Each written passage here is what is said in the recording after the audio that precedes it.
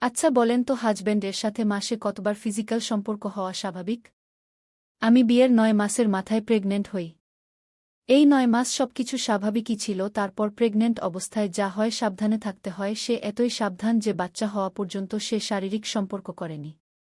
যাক সেই কথা এখন বাদ। এখন আলহামদুলিল্লাহ বাবুর বয়স ২ বছর।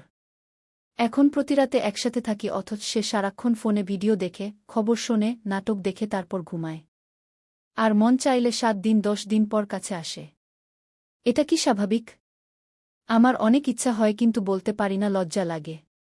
তার শারীরিক সমস্যা নাই, আবার অন্য কারো সাথে যে সম্পর্ক আছে তেমনও না। তাহলে কেন এই অনীহা? অবশ্য সে নরমালি। আমি দিন দিন হতাশ হয়ে যাচ্ছি। কেবল আমার বয়স ২৬ বছর, এখনই একসাথে থেকে এটা মেনে নিতে কষ্ট হয়। আমার মনে হয় দুনিয়া থেকে যদি স্মার্টফোন উঠে যেত তাহলে হয়তো স্বামী স্ত্রী একটু নিজেদের সময় দিত। এমতাবস্থায় আমার করণীয় কি, কিভাবে আমি আমার অধিকার আদায় করে নিতে পারি?